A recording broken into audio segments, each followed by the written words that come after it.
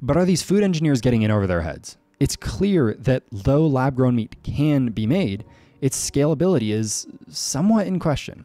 So all these investors aren't throwing money at what is, they're throwing it at a promise of what may be. Wow, the land of make-believe.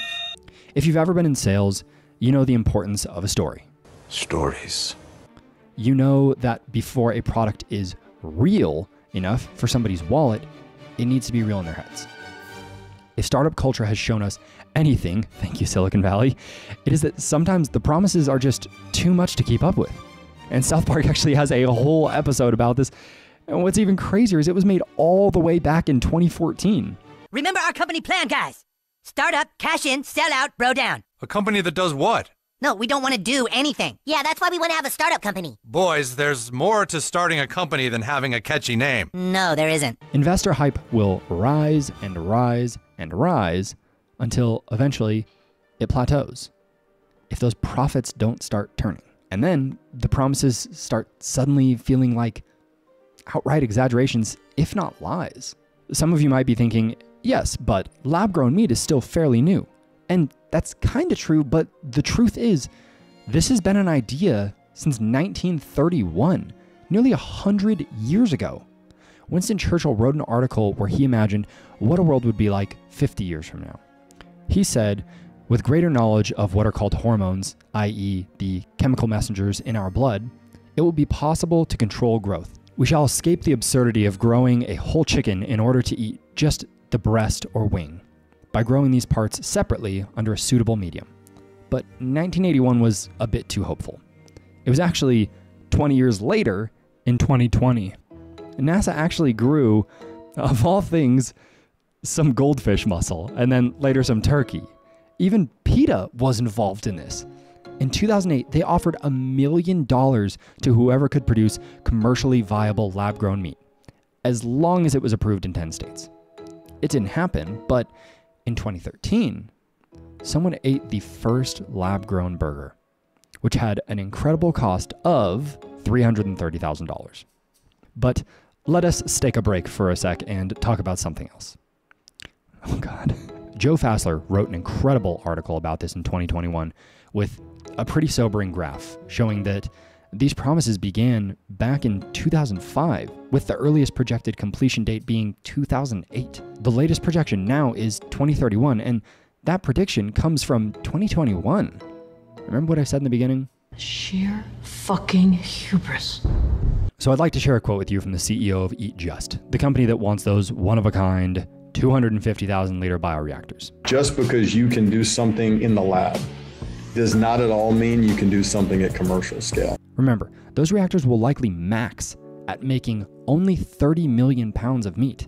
And the other experts in this field say that at that size, it just won't work. This is Yaakov Nachmias, the CEO and founder of Believer Meats.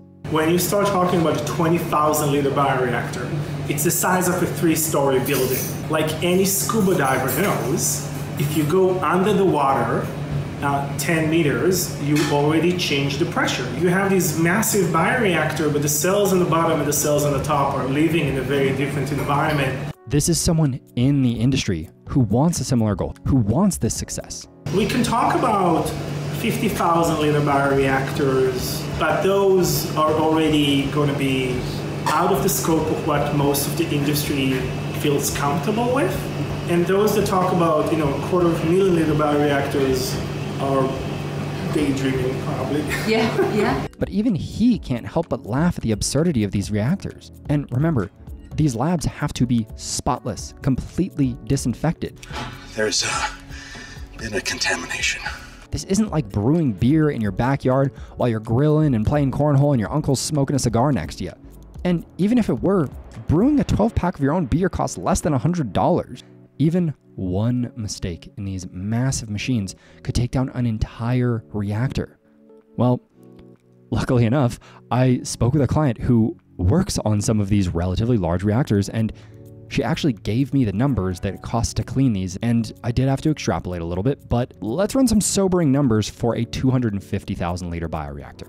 Shall we? The cost of the disinfection solution, depending on the type and brand, may vary from $40,000 to $150,000.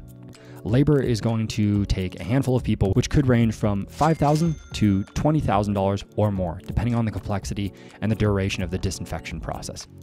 There's loads of specialized equipment such as pumps, nozzles, monitoring systems, which may be necessary and could cost anywhere from $5,000 to $30,000 or more. And then waste disposal and adherence to safety regulations. That could be around $2,000 to $10,000 or more. So if we consider the standard chemical disinfection methods, the estimated cost could range from $52,000 to $210,000 or more.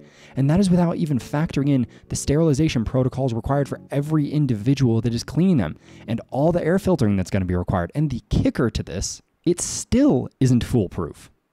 So where is all this money coming from? Why is everyone so confident? Well, it comes from a common thing that most people are taught at some point in their life, and that Silicon Valley has found a way to exemplify. Fake it till you make it. Hey, this guy's a great big phony! Remember, like I said, people like a good story. There's nothing in the world more powerful than a good story. They need to believe in something before they can feel confident investing in it. And confidence can be sown quickly with just one big mover buying in. Many of these startups are just becoming giant houses of cards propped up by one investor believing that all the others have done their due diligence, and all the others believing that those ones have done theirs. Essentially seeing all that investment as proof, obviously, that they can join in with their own.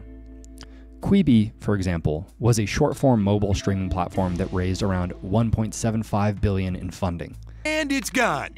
I assume it was meant to rival TikTok, but in just 6 months after its launch, it shut down. Or Theranos, which raised an estimated $700 million. And it's gone. WeWork raised nearly $23 billion.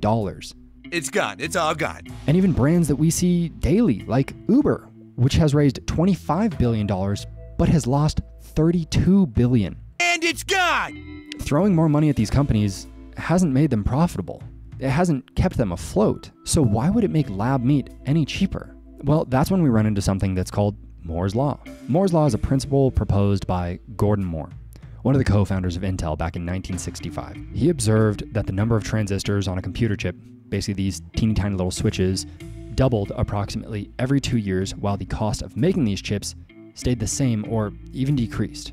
Put more simply, Moore's Law suggests that technology keeps advancing at a rapid pace and the price either stagnates or goes down. The problem is that we're starting to see Moore's Law level off a little. Think of it like having a pool and every day you double the amount of marbles in it. At first, it seems like you're going to be able to keep going on and on forever.